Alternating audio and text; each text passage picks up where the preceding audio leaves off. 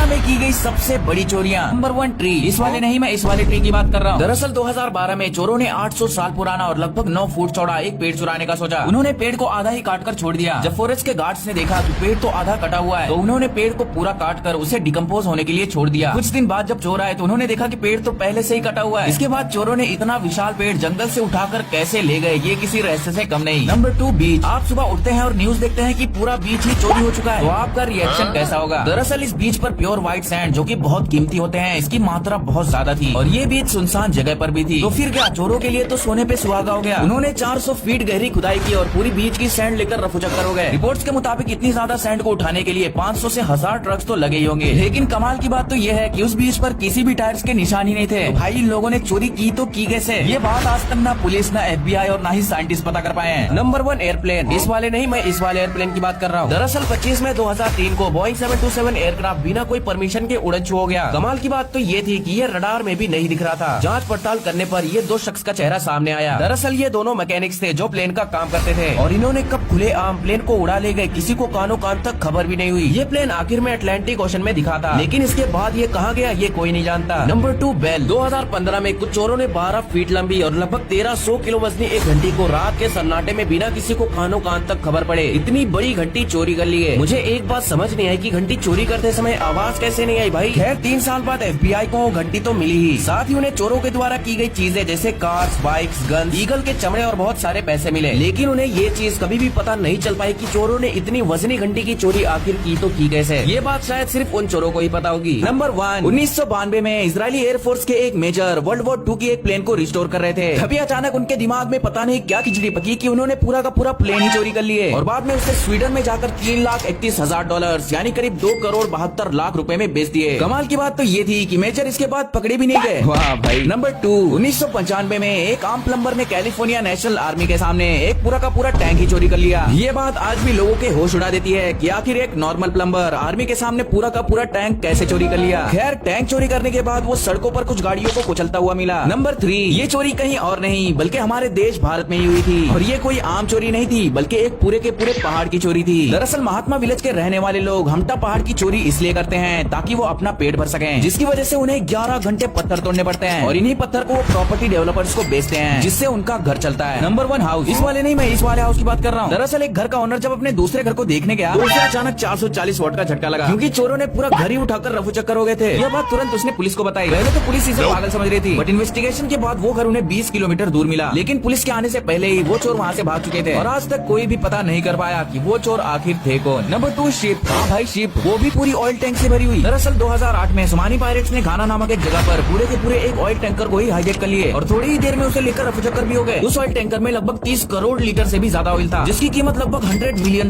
थी। पुलिस और FBI भी हैरान है कि चोरों ने इतनी बड़ी चोरी आखिर की तो की कैसे। Number 3 bridge. मान लो आप रोज जिस ब्रिज को पार करके अपने ऑफिस जाते हो, दूसरे दिन वो ब्रिज वहाँ रहती ही नहीं, तो आपका रिएक्शन कैसा होगा? दरअसल ये घटना बिहार की है, जब चोर एक कंस्ट्रक्शन वर्कर्स के रूप में आए और बड़े प्यार से सबके सामने पूरी ब्रिज को ही लेकर रफू चक्कर हो गए। उस दिन के बाद ये चोर दोबारा कहीं भी किसी को भी नहीं दिखे।